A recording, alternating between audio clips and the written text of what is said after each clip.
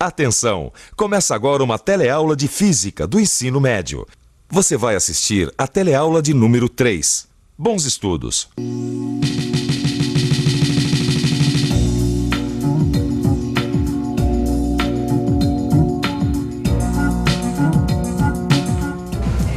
Que dia mais movimentado, hein, Maristela? Ih, minha filha, o movimento vai começar mesmo agora. Como é que é? É isso mesmo, Rosinha.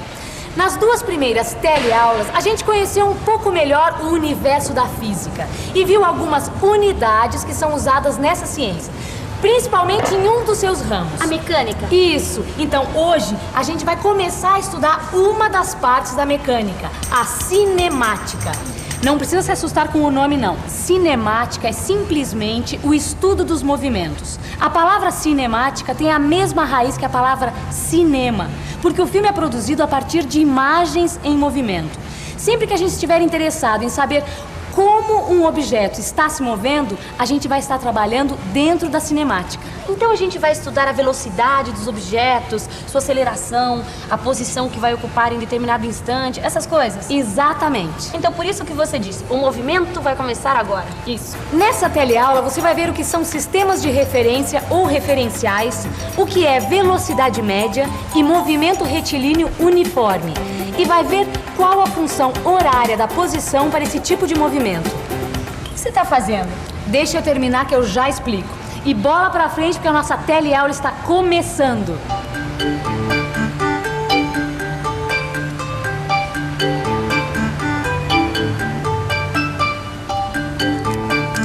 Pronto, olha.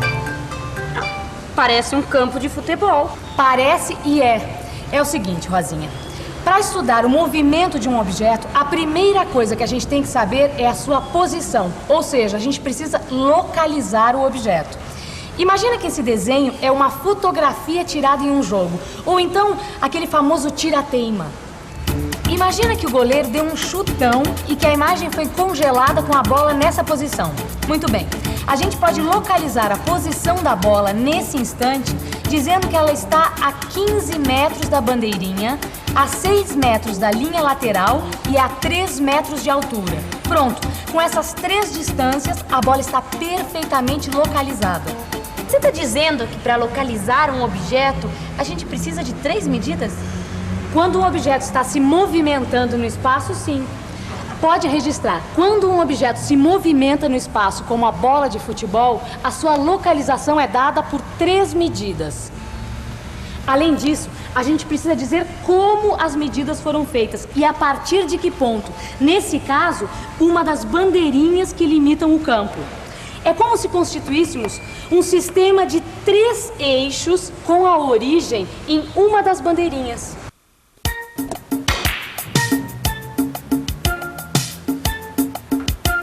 Quer dizer então, Vicente, que para localizar um objeto nós precisamos de 3 medidas, é isso? Nem sempre, Gil, nem sempre. Sabe que uma vez eu estava lendo uma história daquele detetive inglês, o Sherlock Holmes? Famoso? Opa! E era a história de um crime que acontecia justamente num salão de bilhar. E ele estava preocupado que ninguém mexesse na bola branca, porque ali podiam estar as impressões digitais do criminoso, compreende? Peraí, Vicente, peraí. Você está querendo dispersar o assunto. Nós estamos falando sobre localização de objeto. Calma, nós vamos chegar lá.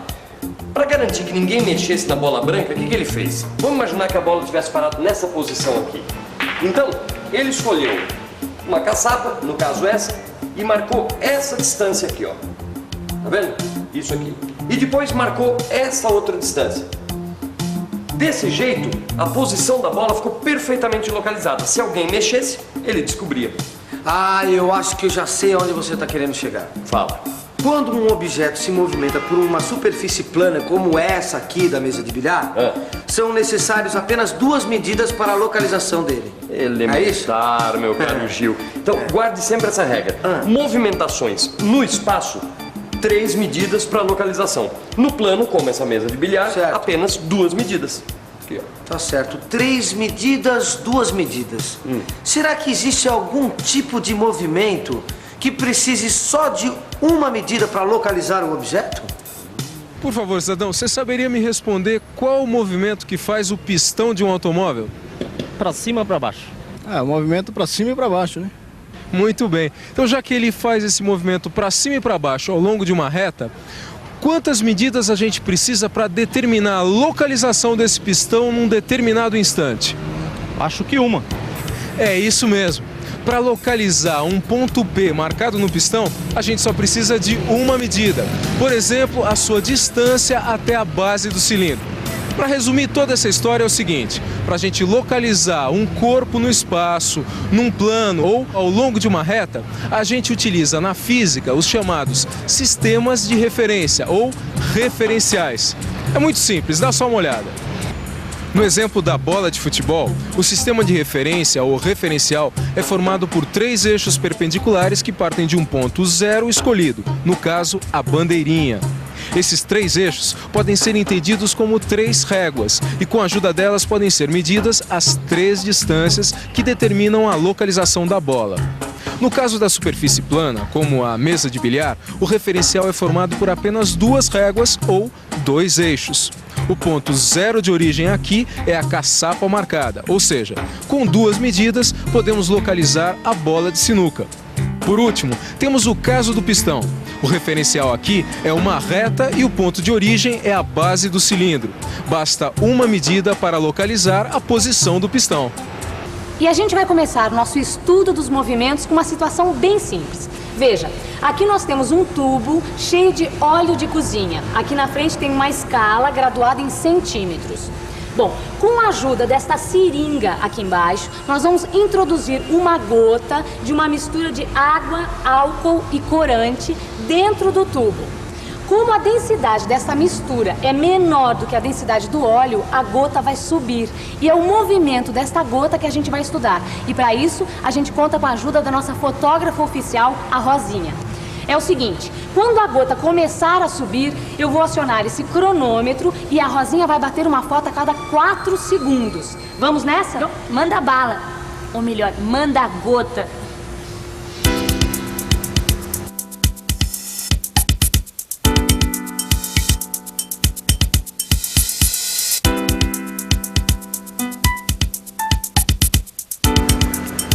Isso, olha só o resultado. Na primeira foto, a gota estava na posição 18.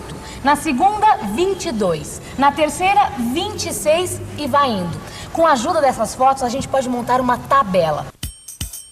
Vamos ver o que aconteceu com a gota entre os instantes 4 e 20, por exemplo. Repare que nesse intervalo de tempo, a bolha passou da posição 22 para a posição 38. Quer dizer, a gota se deslocou 16 centímetros, que é o resultado de 38 menos 22. Só que entre os instantes 4 e 20, passaram 16 segundos, que é o resultado de 20 menos 4. Ou seja, a gota percorreu 16 centímetros em 16 segundos. E como a marcha da gota é sempre a mesma, a gente pode dizer que a sua velocidade foi de 1 centímetro por segundo. Essa foi a sua velocidade média. Dá só uma olhada. A velocidade média é definida como sendo deslocamento sobre o tempo. O deslocamento é dado pela diferença entre posições, x2 menos x1. E o tempo é dado pela diferença entre 2 instantes, T2 menos T1.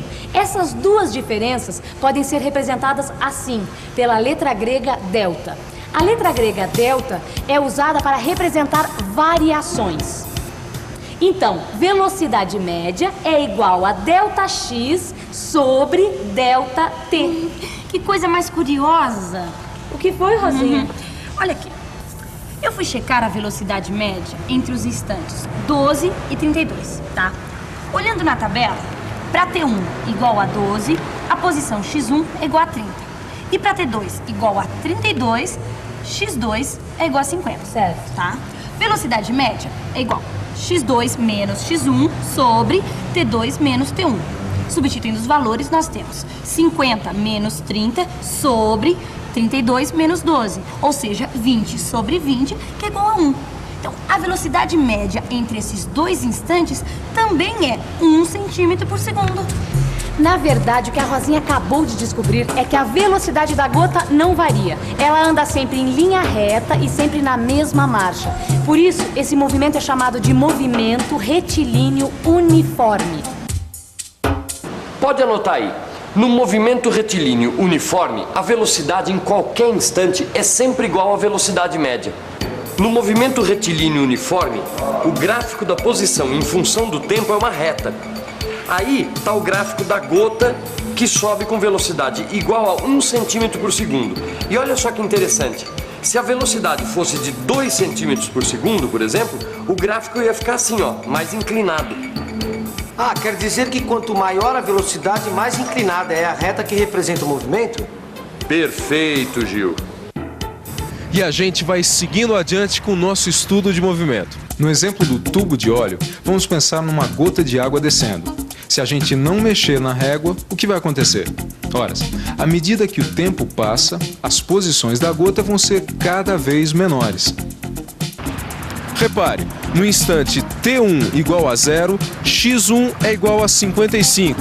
E para T2 igual a 25, x2 é igual a 5.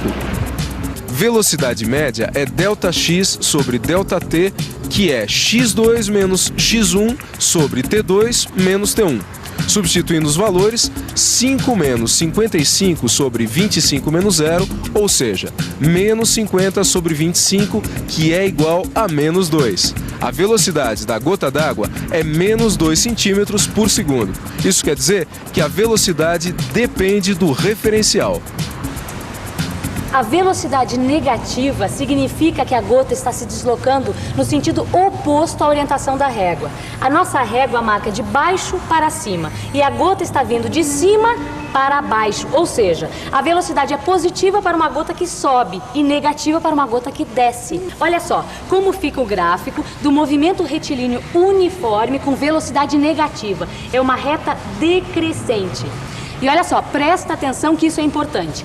Independente se a velocidade é positiva ou negativa, a gente sempre pode descobrir em que posição está a gota a qualquer instante. Isso é possível graças à função horária da posição do movimento retilíneo uniforme. É só lembrar que velocidade média é igual a ΔX sobre ΔT. Vamos substituir ΔX por x menos x0 e ΔT por t menos t0. Por conveniência, a gente escolhe t0 igual a 0. Então fica x menos x0 sobre t menos 0. Passando o t para o outro lado, fica x menos x0 é igual a vt.